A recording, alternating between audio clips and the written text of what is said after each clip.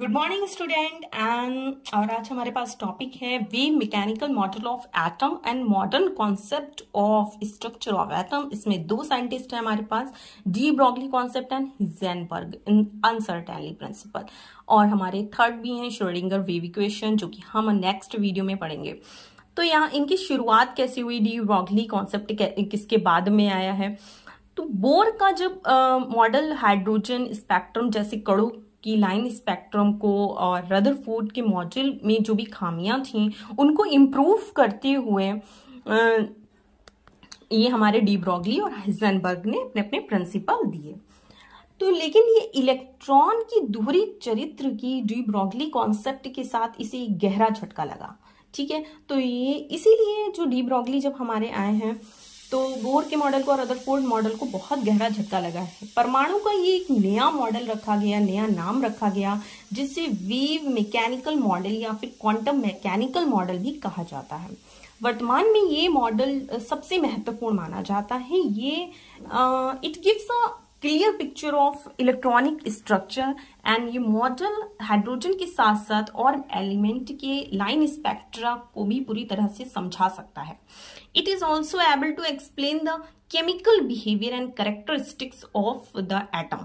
And electron की स्थिति का पता लगाने के लिए हमें प्रकाश का प्लांक क्वांटम जो थ्योरी के आधार पर विज्ञान की एक नई शाखा क्वांटम मैकेनिक्स के आधार परमाणु की वेव मैकेनिकल मॉडल विकसित किया गया। तो de Broglie of concept of dual nature of matter, तो डी ब्रॉगली ने जो है दोहरी प्रकृति बताई थी पदार्थ की, इलेक्ट्रॉन्स की। तो उनसे पहले क्या है कि electron it has dual nature.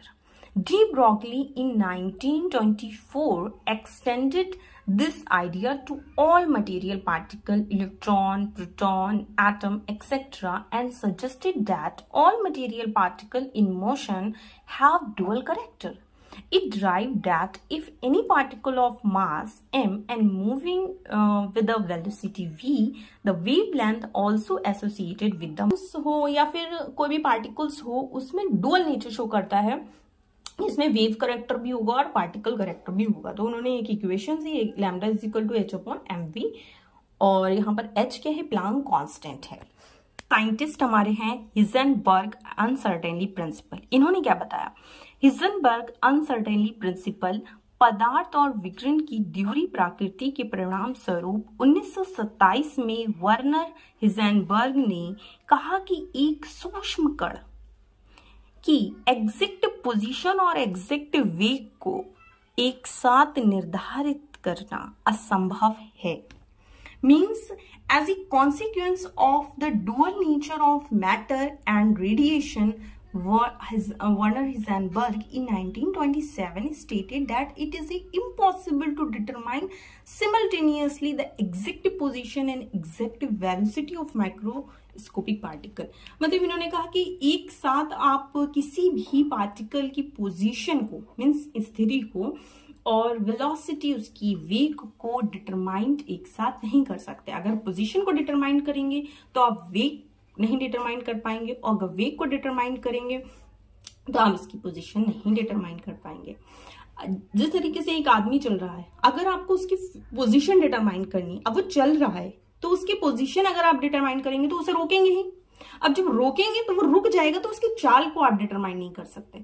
तो हिजेनबर्ग का कहना यही था कि हम एक साथ एग्जैक्ट पोजीशन और एग्जैक्ट वेग को डिटरमाइन नहीं कर सकते हैं।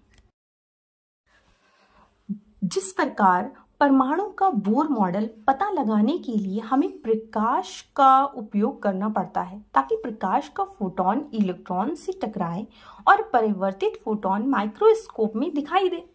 हालांकि टकराने के परिणाम स्वरूप इलेक्ट्रॉन की स्थिति और वेग में गड़बड़ी होती है। So this is due to the fact that to locate the position of the electron, we have to use light. So that photon of light hits the electron and reflected photon is seen in the microscope.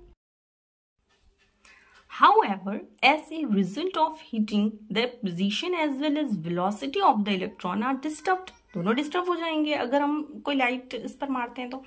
If we attempt to measure position with great accuracy, अगर हमें position बहुत चाहिए है तो by using light of shorter wavelength का हम use करेंगे। तो the uncertainty principle in velocity और मोमेंटम इंक्रीज हो जाएगा।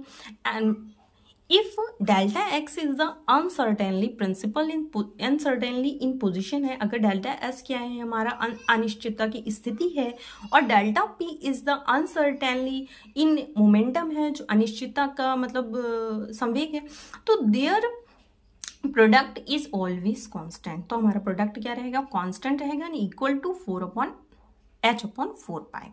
thus delta x into delta p is equal to h/4π।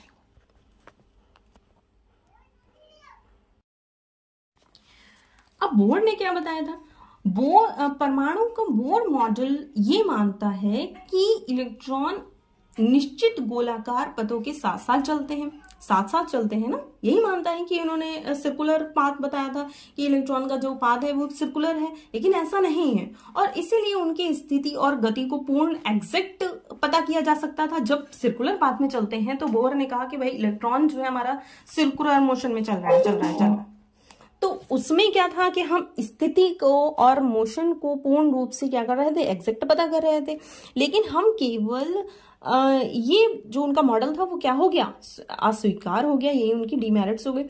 अब हम केवल किसी भी समय नाभिक के चारों ओर किसी विशेष स्थिति में इलेक्ट्रॉन को खोजने की ओनली प्रोबेबिलिटी कर सकते हैं, संभावना कर सकते हैं कि ऐसा होता है कि और जो फाइंडिंग ऑफ इलेक्ट्रॉन्स है उसका पता हमें एग्जैक्ट अभी तक नहीं चला है, तो हम प्रोबेबिलिटी कर सकते हैं। अब प्रोबेबिलिटी क्या होती है कि इलेक्ट्रॉन की तरंग प्रकृति को ध्यान में रखते हुए और अनिश्चित की स्थिति को ध्यान में रखते हुए हाइड्रोजन परमाणु के नाभिक के चारों ओर इलेक्ट्रॉन उसी प्रकार हैं जैसे मधुमक्खी के छत्ते के आसपास जो मधुमक्खियां टहलती हैं। तो इन्होंने कहा कि मधुमक्खी का छत्ता है और उसके पास जो हाइव है और जो बीज हैं उनके चारों बुन कर रही हैं, तो उसी तरह से हम क्या कर सकते हैं, हाइड्रोजन परमाणु के नाभिक के चारों ओर इलेक्ट्रॉन उसी प्रकार हैं जैसे मधुमक्खी के छत्ते के चारों ओर। ठीक, तो कभी कभी ये नाभिक के पास भी आ जाते हैं और कभी कभी ये नाभिक से क्या करते हैं, दूर भी चले जाते हैं। इसके अलावा यह है कि एक तल में गति नहीं करता है,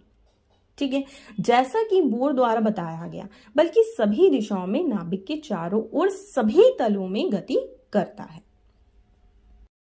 तो जो इन्होंने संभावना की बात कही कि इलेक्ट्रॉन्स संभावित हो सकते हैं, कि प्रोबेबिलिटी कर सकते हैं, द फाइंडिंग के now the probability of finding an electron equal to 0। तो at very large distance from the nucleus there is a finite and through small probability of finding electrons of a given energy. This means electron cloud do not have sharp boundary. However,